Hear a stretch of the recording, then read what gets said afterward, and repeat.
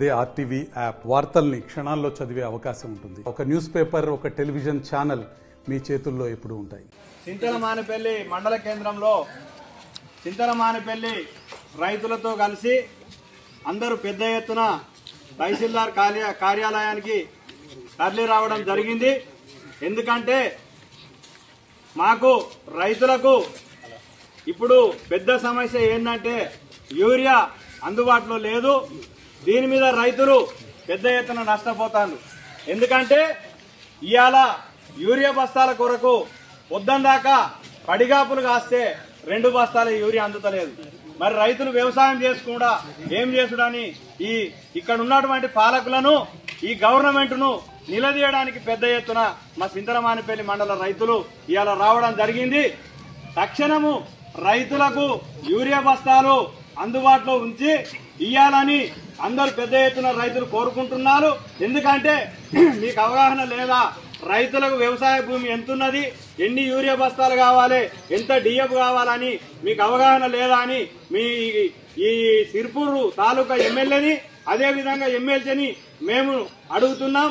ఎందుకంటే మాయమాటలు చెప్పి ఇవాళ ఒక లారీ తెచ్చి ఎక్కడో రైతు వేదికలో పెట్టి మండల ప్రజలందరూ వస్తే ఇవాళ పొద్దుందాకా 500 మంది కూలి బోడగొట్టుకొని వ్యవసాయం ముంచుకొని ఇవాళ అక్కడ వచ్చి ధర్నా చేస్తే పోలీసు బందోబస్తు పెట్టి మనిషికి ఒక బస్సు ఇస్తాను. ఇవాళ ఎవరి బస్తాలు ఎమ్మెల్యేది ఒకటి, ఎమ్మెల్సీది ఒకటి. వచ్చిన 20 మందికి తూతూ మంత్రంగా ఒక 20-30 మందికి ఒక 100-200 బస్తాలు ఇచ్చి ఉన్న మందిని అంతా వెనక్కి పంపుతాను. ఇవాళ ఒక మనిషి కూలి 500 రూపాయలన్నది. 500 మంది ఇవాళ పని ఓడగొట్టుకొని పొద్దున్న దాకా ఇవాళ రైతు వేదిక దగ్గర ధర్నా చేసి చేసిన సుగా ఒక్క యూరియా బస్తా సుగా ఇవ్వడం లేదు. ఇవాళ 500 మంది కూలి వేసుకున్న సుగా 2,50,000 రూపాయలు ఒక రోజు కూలీలు లాస్ అవుతాను. ఇవాళ యూరియా బస్తాలు డిఎఫ్ బస్తాలు అందకుంటే ఇవాళ పంట లాస్ట్ స్టేజ్ లో ఉన్నది. ఇవాళ అందకపోతే ఒక ఎకరం మీద పత్తి గాని వరి గాని క్వింటాలు 2 క్వింటాలు 3 క్వింటాల పత్తి దిగుబడి తక్కువ వచ్చే అవకాశం ఉన్నది. ఇవాళ ఎవరు లాస్ అవుతాండు? 2-3 క్వింటాల పత్తి అంటే ఒక్కొక్క ఎకరానికి ఒక రైతు 20,000 రూపాయలు లాస్ అవుతాండు. మీరు చేసే సాయం ఏంటిది? ఒక రైతు 20,000 రూపాయలు లాస్ అవుతాండంటే కొన్ని లక్షల ఎకరాలు ఉన్నది. ఇవాళ మీకు లెక్క తెలుస్తలేదు. మీకు సోయి లేదా? ఇవాళ మన ప్రభుత్వానికి సోయి లేదా? ఇక్కడ ఉన్నటువంటి పాలకులకు సోయి లేదా అని మేము అడుగుతున్నాం. నీకు ఎంత భూమి ఉన్నది? వ్యవసాయానికి ఎంత పడుతుంది? నీకు ఫర్టిలైజరు ఎంత పడుతుంది అనేది, యూరియా డిఎఫ్ ఎంత పడుతుంది అనేది మీకు అవగాహన లేదా అని ఇవాళ మిమ్మల్ని నిలదీస్తున్నారు. అదేవిధంగా ఇవాళ గూడెం నుండి కర్జల్లి వరకు రోడ్డు చెడిపోయి ఉన్నది. మీకు సోయి లేదా? మేము మా గౌరవ మాజీ ఎమ్మెల్యే గారి సహాయ సహకారాలతోని రైతులందరూ కలిసి శ్రమదానం చేస్తామని అంటే మాయమాటలు చెప్పి ₹1 కోటి శాంక్షన్ అయినాయి అని చెప్పి ఇవాళ మాయమాటలు చెప్పడం జరిగింది. ఇవాళ అక్కడికి గర్భిణీ స్త్రీలు ఇటు రావాలంటే అంబులెన్స్ పోయేటట్టు లేదు, ఆటో వెళ్ళేటట్టు లేదు.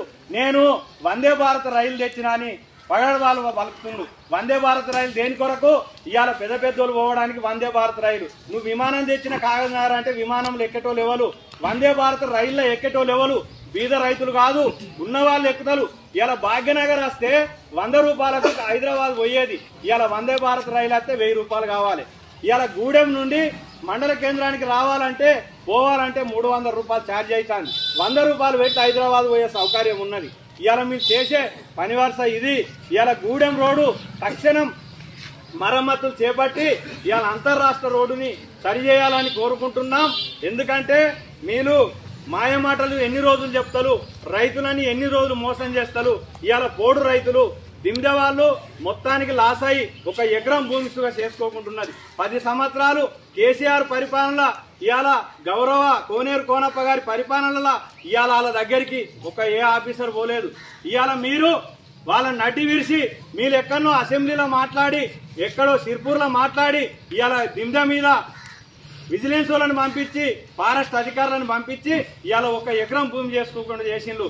తక్షణము 2014 కంటే ముందు దిమ్దె రైతులు ఏదైతే భూములు కాసు చేస్తున్నారో వాళ్లకు వెంటనే ఆ భూములను వదిలిపెట్టాలని మేము కోరుకుంటున్నాం. అదే విధంగా ఓ ఎమ్మెల్యే వచ్చి 5 ఎకరాలు ఇప్పిస్తా అంటాడు, ఎమ్మెల్సీ వచ్చి 5 ఎకరాలు ఇప్పిస్తా అంటాడు. ఇప్పటి వరకు ఇవాళ పంట చేతికి వచ్చే టైం వస్తున్నది కాబట్టి ఇప్పటి వరకు సుగా వాళ్ళకు 1 ఎకరం సుగా భూమి మీరు ఇవాళ పరిష్కారం చేసినటువంటి పాపన పోలేదు. ఈ పాపం అంతా ఈ రైతుల పాపము మీకు కంపల్సరీ తలుగుతుంది. మీకు చేత కాకపోతే మీకు చేతనైతేనేమో యూరియా తెచ్చియండి, ఈ రోడ్డు మరమ్మతులు చేయండి, ఇవాళ రైతుల సమస్యను పరిష్కారం చేయండి. లేదంటే ఈ అందరు రైతులు కోరుకునేది ఏంటిదంటే మీరు రాజీనామా చేయండి, లేదంటే గద్దె దిగిపోవాలని. ఇంకా ఇవాళ వీళ్ళు చెప్పిన మాయ మాటలు, మేము ఒక్కసారి ఓటేయండి, బీజేపీ ప్రభుత్వం మేము బీజేపీలో గెలిచిన తర్వాత ప్రత్యేక చట్టం తీసుకొచ్చి బీసీలకు మేము పోడు పట్టాలు ఇప్పిస్తామని మీరు ఎట్లా వాదాలు ఆడిండు. ఇవాళ సెంట్రల్ గవర్నమెంట్ మీదే ఉన్నది, మోడీ ఉన్నాడు, ఇవాళ మీరు ఎమ్మెల్యే ఉన్నారు, మీ ఎంపీ ఉన్నాడు, ఇవాళ మీరు ఏం చేస్తాను గడ్డి వీక్తాను అని చెప్తాను. మీరు ప్రత్యేక చట్టం చేపించి ఈ పోడు రైతుల సమస్య బీసీ ఎస్సీ ఎస్టీ అందరి సమస్యలుగా పరిష్కారం చేయాలి. లేకపోతే మిమ్మల్ని ఊర్లలో ఈ రైతులు తిరగనియాలని ఈ అందరి సభాముఖంగా తెలియజేస్తున్నాం. ఇంకా మీ జోడేట్లు అని ఇవాళ నట్టేయడం ఉంచింది. మీరు దిమ్దకాడికి పోయి ఏం చెప్పిండు, ఈ బ్రిడ్జిని 3 నెలల కడతాం 6 నెలల కడతామని మాయమాటలు చెప్పిండు. ఇప్పటికి 2 సంవత్సరాలు అవుతుంది. గతంలో మాజీ ఎమ్మెల్యే కోనేరు కోనప్ప గారు శాంక్షన్ చేపించిండు. ఆ శాంక్షన్ చేపించిన నిధులేడపోయినాయి. మరి ఇప్పటి వరకు 6 నెలలు కాదు 2 సంవత్సరాలు గడుతున్నాయి. ఇవాళ చింతల మానేపల్లి మండల కేంద్రం నుండి గంగాపూర్ వరకు రోడ్డు బీటీ రోడ్ శాంక్షన్ చేయడం జరిగింది. ఇవాళ ఎడ్లుగొడ్లు పోవడానికి చేన్లలో పోవడానికి రోడ్డు లేదు.